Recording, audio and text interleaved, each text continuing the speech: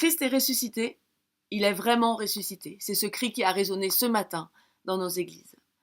Mais je ne veux pas revenir sur le mystère de la résurrection. Qui dit mystère, dit explication très difficile, voire impossible, et dit foi. Un sujet difficilement traitable en 2 minutes. Je veux revenir quelques jours en arrière. Le soir de l'arrestation de Jésus, le jour de son jugement, le jour de sa crucifixion.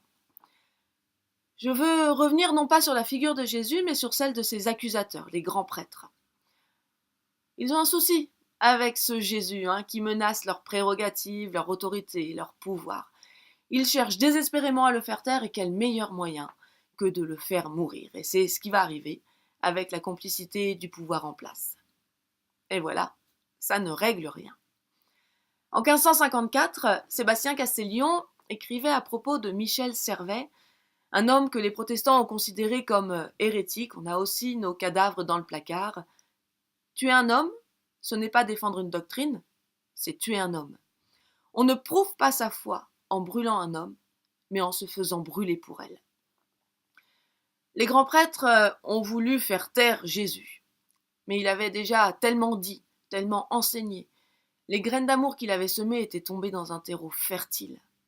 Ils ont tué un homme, mais ce sont des dizaines, des centaines, des millions d'hommes et de femmes qui se sont levés et qui ont parlé. Les grands prêtres ont raté leur coup, d'autant plus qu'ils ne devaient pas imaginer l'événement ultime, celui de la résurrection. Les grands prêtres ont bien malgré eux fait advenir une parole libérée, une parole libératrice. Cette parole qui se libère aujourd'hui encore pour condamner des comportements, des actes injustes, racistes, sexistes. Certains se pensaient tout-puissants, pouvant acheter le silence, ou réduire radicalement au silence. Ils ont en conscience choisi la mort morale, la mort relationnelle. Mais en face, ils sont tellement plus nombreux à choisir la vie, celle qui libère, celle qui met debout. Pâques, ils ont tué un homme.